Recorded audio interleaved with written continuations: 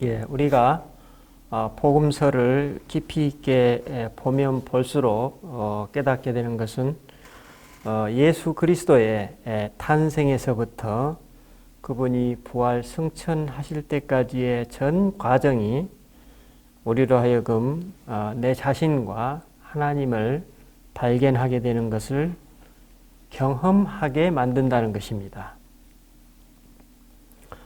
즉 예수님의 오심, 예수님의 존재 그 자체, 그분의 사역, 그리고 그분의 십자가의 죽음과 부활, 승천, 이 모든 것이 우리에게 깊은 의미를 내포하고 있는 그 상징성을 담고 있다는 것을 우리가 발견하게 됩니다. 그 중에서도 특히 오늘 본문에서 소개하고 있는 예수님의 탄생 이야기는 그분의 공생에 못지않게 우리에게 깊은 메시지를 담고 있다는 것을 우리가 묵상하면 할수록 그 내용이 새롭게 다가옵니다. 새롭고 또 실제적으로 다가옵니다. 저는 이 시간 이 말씀을 통해서 인간으로 오신 그분의 메시지가 무엇인지, 그분의 탄생 이야기가 담고 있는 깊은 상징성은 무엇인지, 그리고 임마누엘의 하나님이 오늘 신앙인의 삶을 살아가고 있는 우리에게 어떤 메시지를 전달하고 있는지에 대해서 여러분과 함께 나누고자 합니다. 우리가 먼저 예수님 탄생의 가장 두드러진 특징을 생각한다면 그분이 마리아라는 처녀를 통해 성령으로 잉태되셨다는 것입니다. 오늘 본문 20절에서 하나님의 사자가 요셉에게 말합니다. 그에게 잉태된 자는 성령으로 된 것이다. 우리는 여기서 질문할 수 있습니다. 왜 하나님께서는 통상적인 남녀 관계를 통해서가 아니라 성령으로 잉태하는 방식으로 그리스도를 이 세상에 보내셨을까? 그분은 왜 처녀의 몸을 빌어서 잉태되셨을까? 라는 질문입니다. 그건 바로 육신을 입은 우리들이 영이신 하나님과 분리된 것이 아니라 우리 존재의 근원이 바로 영이신 그분과 깊이 연결되어 있음을 상징하고 있습니다. 즉 우리 존재의 근원, 우리 존재의 근원적인 원천이 바로 하나님이심을 내포하고 있습니다. 육신을 입고 있는 우리가 우리 존재의 근원이신 그분과 별개의 존재가 아니라는 것입니다.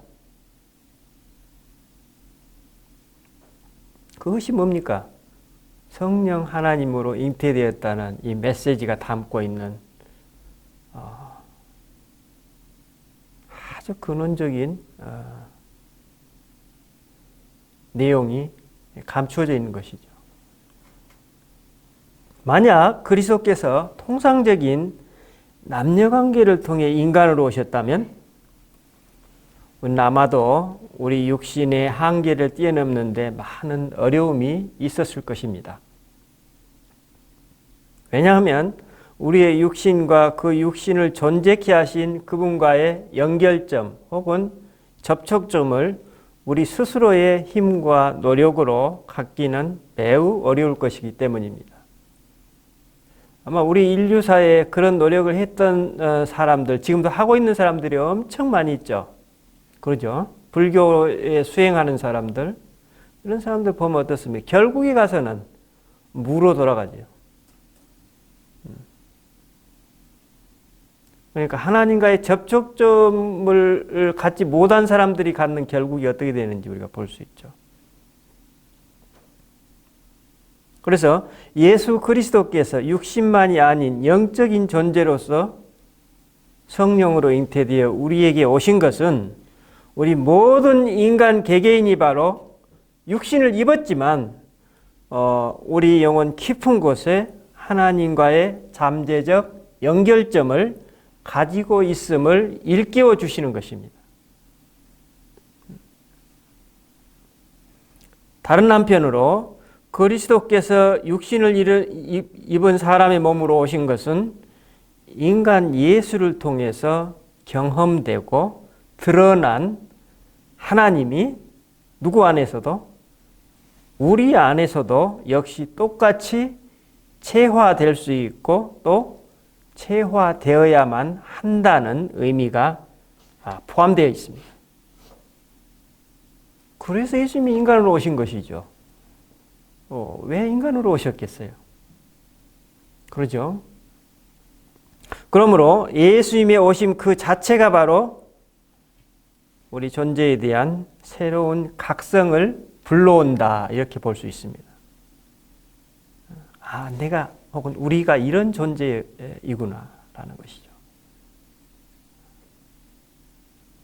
그건 바로 우리 인간이 영에 의해서 육화된 존재라는 것이죠. 영에 의해서 육화된 존재가 바로 우리 인간이다. 그것이 가장 그것을 잘 표현한 것이 오늘 본문 말씀이죠. 마리아에게 잉태된 아기는 성령으로 말미암은 것이다. 이 말씀이죠. 모든 인간의 원형, 프로토타입 혹은 아키타입으로서의 예수님이 우리에게 오신 것입니다. 그러니까 우리와 예수님과는 어때요? 예수님의 메시지는 우리를 예수님화 하시는 것입니다.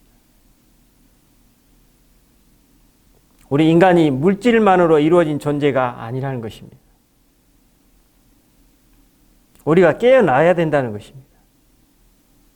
우리는 바로 이 점에서 우리가 하나님과의 공통된 존재 근거, 즉 우리 존재의 근원을 그분과 공유한다고 말할 수 있습니다.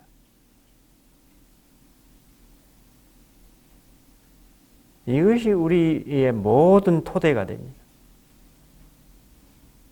어떤다고요? 우리 존재의 근원이 누구와 공유된다? 하나님과 공유된다. 엄청난 메시지입니다. 이게. 그러므로 예수님 사역의 핵심은 바로 이 사실을 우리들이 깨닫고 경험하도록 안내해 주시는 것이다. 이렇게 말할 수 있습니다.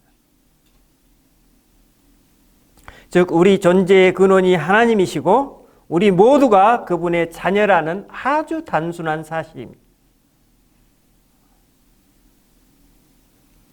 예수님의 탄생의 또 다른 특징은 21절에 소개한 대로 자기 백성을 그들의 죄에서 구원할 자로 오셨다는 점. 바로 이 점은 첫 번째 특징, 즉 인간의 육신적 관계가 아닌 성령으로 잉태되셨다는 내용과 밀접하게 연결되고 있습니다. 왜 그렇습니까? 우리가 실상 겪고 있는 대부분의 고통은 그 근원에 죽음이라는 우리의 육신적 한계가 자리 잡고 있습니다. 즉 육신의 죽음이라는 이 분리된 실제가 우리에게 두려움과 공포심을 불러오고 이러한 두려움과 공포가 결국에는 탐욕, 배신, 전쟁과 같은 각종 인간 병리 현상을 초래한다고 볼 수 있습니다. 그렇죠? 우리가 신앙적인 관점에서 죄라고 생각하는 대부분의 원인을 따져 들어가면 그 근원에 모든 인간이 경험하게 될 죽음이라는 한계 상황, 즉 육신의 생존 문제와 맞닿아 있다는 것을 발견하게 됩니다. 육신을 입은 우리는 죽음 자체를 내 자신의 실제와 분리되어서 인식하곤 합니다.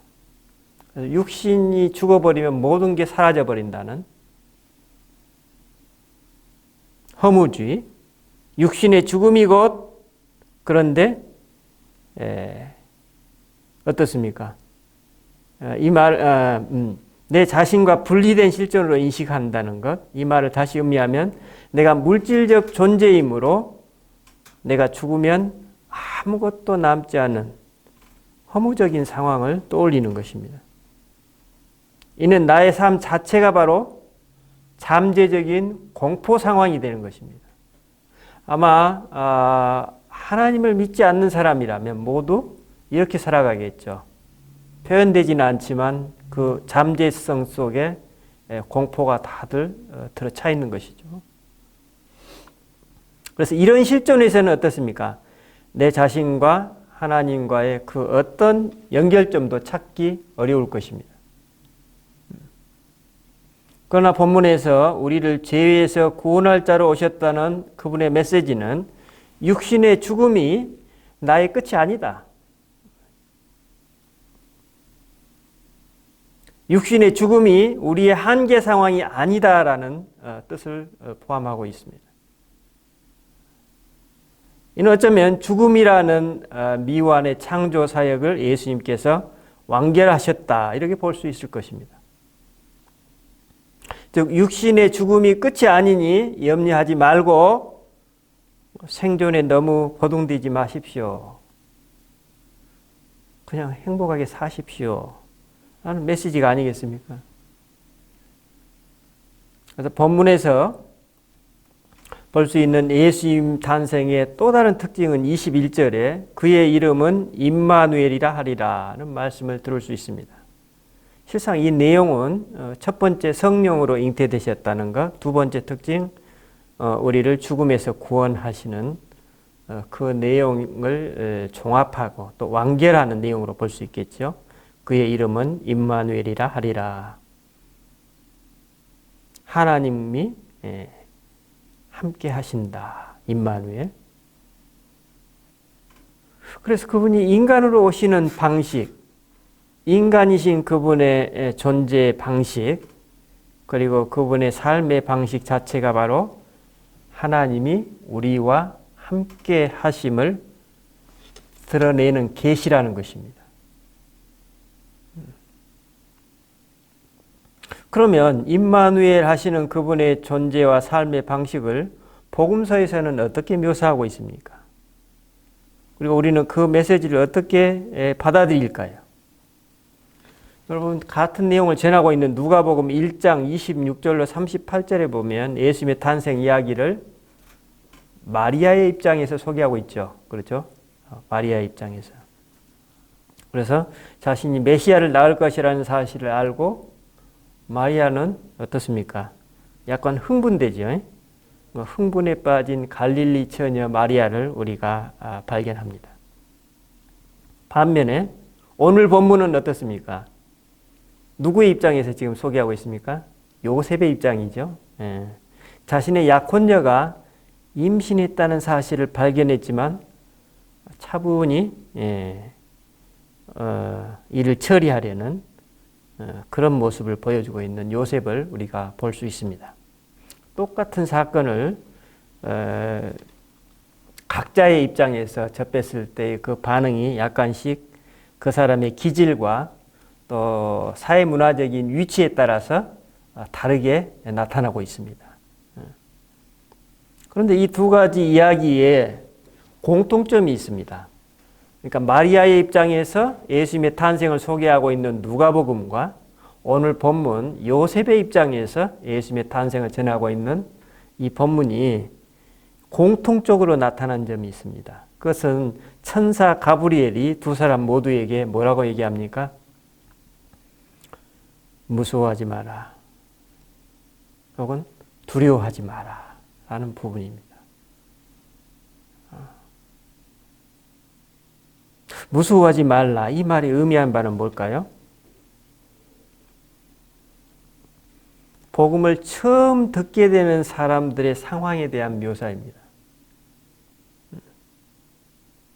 천사 가브리엘이 왜 이 두 사람에게 무서워하지 말라고 했을까요?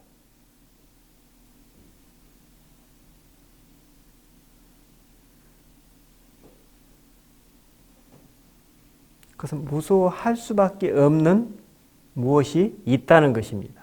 어떤 사람에게요? 복음을 받은 사람들에게.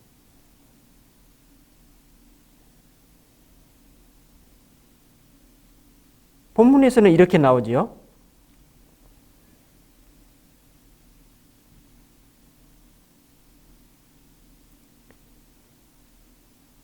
천사가 왜 무서워하지 말라고 말했을까? 본문에서는 아기 예수가 어머니 마리아와 아버지 요셉이 동거하기 전에 성령으로 잉태되었기 때문이라고 본문이 전하고 있어요. 성령으로 잉태되었기 때문에 어쩐다고요? 무서워하지 말라고요. 그럼 어떤 전제가 지금 있습니까? 이 안에. 성령으로 잉태되었다면 무서워할 수밖에 없는 삶의 정황이 있다는 것입니다. 그렇죠.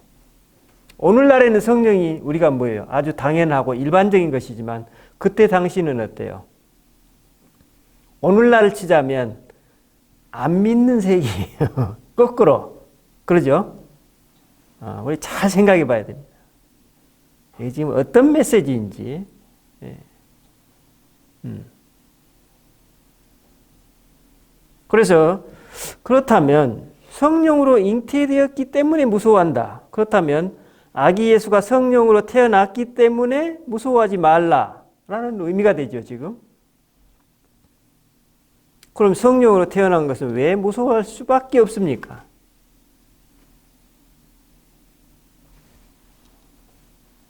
우리 모두가 오늘날도 그것은 알고 있습니다. 배우지 않는 학생들도 알 수 있습니다. 그건 세상의 통념상 마리아는 사회적인 타부, 즉 금기를 깨버린 것입니다. 마리아는 소위 어떻습니까? 오늘날로 치자면 아비 없는 아이를 갖게 된 것입니다. 아빠 없는 아기를 갖게 된 것입니다. 이는 당시의 고대 유대 사회에서 금기 중에 금기를 깨버린 것입니다.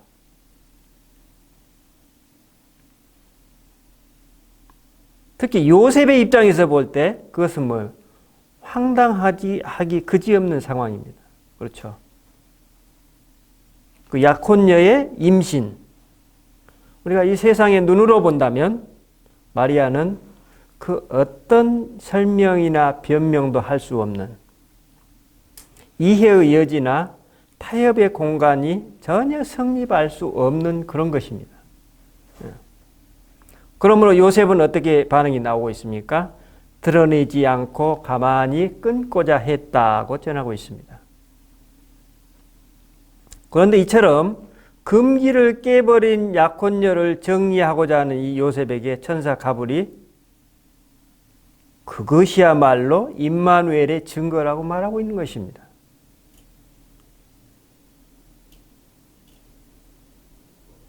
여러분, 복음을 우리가 받고 있는 성도들이 선택하게 될 혹은 성도들 앞에 놓여 있는 것이 무엇인지 지금 보이십니까? 그렇죠. 그 금기와 그 금기가 뭐라고요? 임마누엘의 증거라고요. 여러분, 어떤 것을 선택하시겠습니까? 이것이 바로 뭐예요? 우리가 서 있는 자리입니다. 우리가 복음을 어떻게 받아들일 것인지 갈라지는 자리입니다. 이 자리가.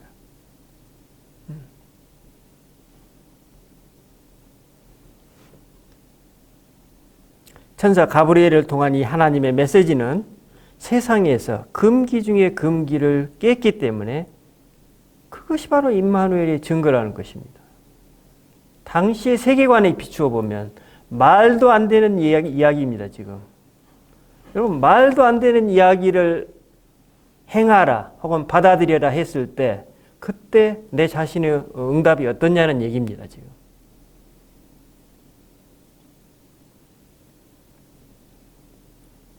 금기를 깼기 때문에 그것이 바로 임마누엘의 증거라니 참으로 기막힌 역설입니다. 이처럼 우리가 임마누엘의 하나님을 가슴에 품는다는 것은 그것이 이 세상에서 꺼리는 것, 꺼리끼는 것, 혹은 수치스러운 것이 될 수도 있고 또 복음이 될 수도 있다는 것입니다.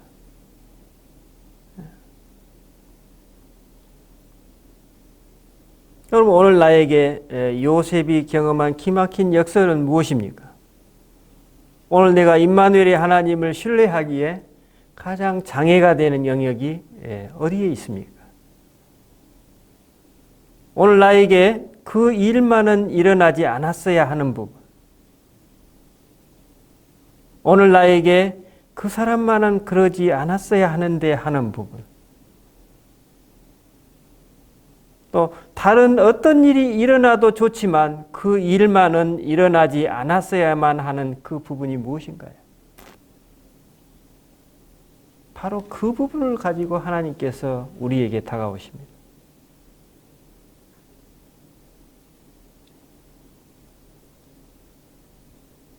여러분, 우리는 왜 그 부분을 그냥 지나치지 못하고 밤잠을 설치는 걸까요?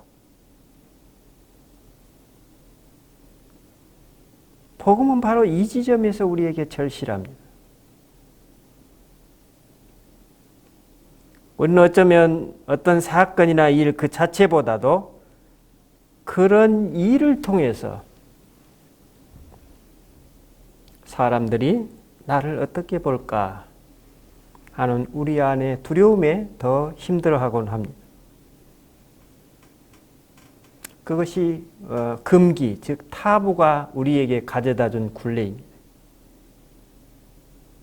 오늘 본문의 요셉과 마리아는 어떻게 그 두려움을 극복했습니까?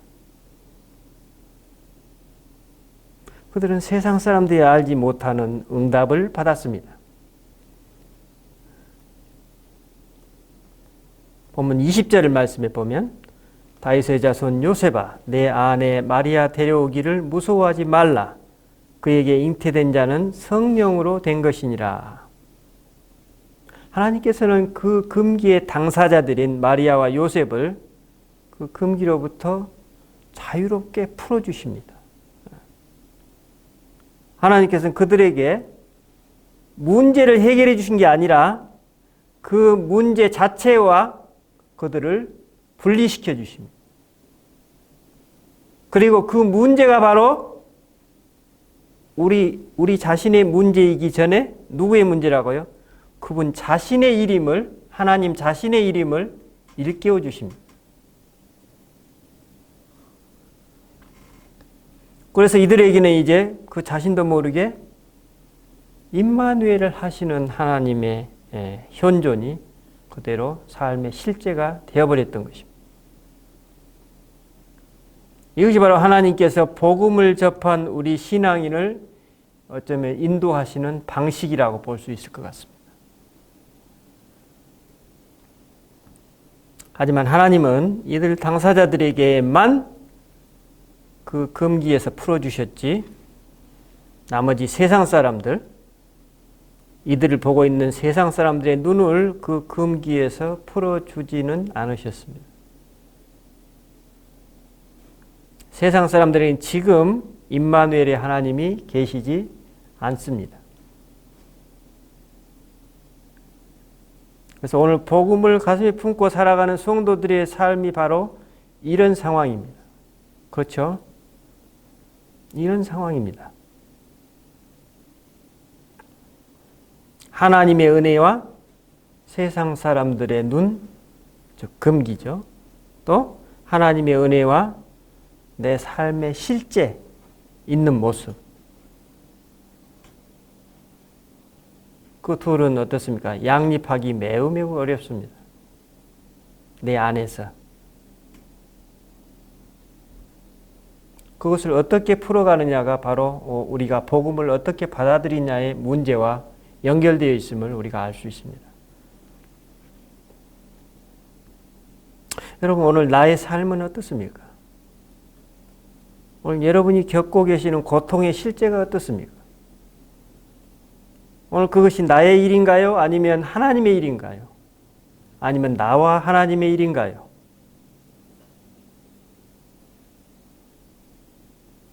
이런 삶을 살아가고 있는 우리에게 그분이 왕으로 오셨다고 합니다. 어떤 왕인가요? 예수님 당시의 왕은 어떤 왕인가요? 오늘날도 거의 다를 바가 없지만 폭압과 압제와 지배. 그런데 복음서에서는 그것이 아닌 섬김과 희생과 사랑의 왕을 묘사하고 있습니다. 그 왕을 이사야서는 어떻게 말하고 있습니까? 우리 이사야서 52장 13절로 52장 13절로 53장 6절까지를 제가 한번 낭독해 드리겠습니다. 어떤 왕입니까?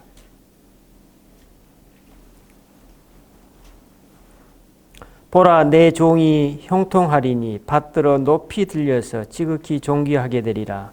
전에는 그의 모양이 타인보다 상하였고 그의 모습이 사람보다 상하였으므로 많은 사람이 그에 대하여 놀랐거니와 그가 나라들을 놀라게 할 것이며 왕들은 그로 말미암아 그들의 입을 봉하리니 이는 그들이 아직 그들에게 전파되지 아니한 것을 볼 것이요 아직 듣지 못한 것을 깨달을 것임이라.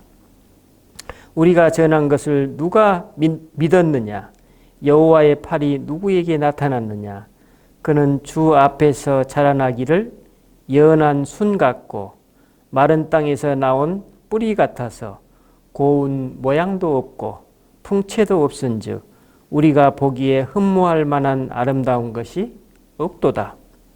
그는 멸시를 받아 사람들에게 버림받았으며 간고를 많이 겪었으며 질고를 아는 자라. 마치 사람들이 그에게서 얼굴을 가리는 것 같이 멸시를 당하였고 우리도 그를 귀히 여기지 아니하였도다. 여기까지만 읽을까요?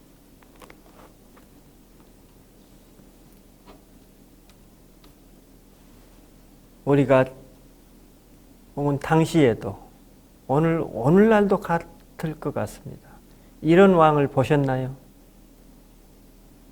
이런 왕을 오늘 우리가 기대하고 있나요? 이런 삶의 실제를 다름 아닌 예수님 자신이 겪으셨음을 요한복음 8장 42절에 증언하고 있습니다. 이렇게 나오고 있습니다. 우리가 음란한 데서 나지 아니하였고 아버지는 한 분뿐이시니 곧 하나님이시로다. 이 구절을 누가 얘기했냐면 유대 사람들이 얘기했습니다. 누구에게요? 예수님께. 그러니까 이 구절은 예수님 공생의 당시 사람들이 어떤 식으로 지금 예수님을 비웃고 있었는지 짐작하게 합니다. 그렇죠? 세상 사람들은 예수님이 태어나시기 전, 예수님의 어머니 마리아가 결혼하기 전에 오늘날로 치자면 사고를 친 것이 아니냐는 암시를 주고 있었던 것입니다. 그러니까 예수님께 이렇게 직접적으로 유대 사람들이 비아냥됐던 것입니다. 너는 아버지가 둘이 아니냐? 이런 얘기죠. 예. 그래서 이 복음서를 쓴 이 마태나 누가사도도 아마도 당시에 이렇게 떠돌던 소문을 이렇게 알고 있었겠죠. 그래서 정확하게 사실을 전달하고자 오늘 본문을 이처럼 기록하고 있는 것입니다. 여러분 잘 들으십시오. 이것이 사실입니다. 이것이 사실입니다. 오늘 우리에게도 계속 성령 하나님을 통해서 말씀하고 계십니다.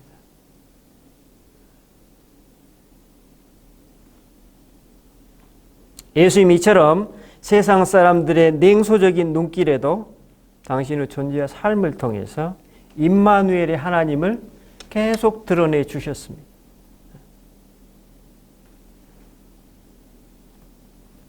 예수님이 이러한 그분 자신의 존재 방식과 삶을 통해서 역설적으로 우리가 왜 고통과 아픔 속에서 살고 있는지,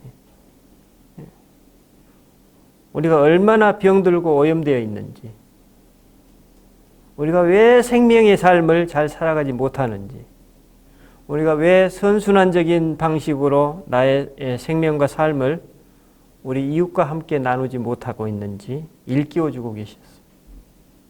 예수님의 삶 자체가 그런 삶이었습니다.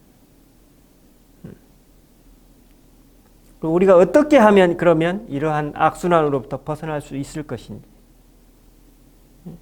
우리가 어떻게 그분께 닿을 수 있을 것인지, 우리가 어떻게 하면 임마누엘 하시는 주님과 동행할 수 있을 것인지 그 길을 보여주셨습니다. 그리고 그것을 어때요? 실제가 되게 만들어주셨습니다. 그 실제를 우리가 오늘 지금 그대로 누리고 있습니까?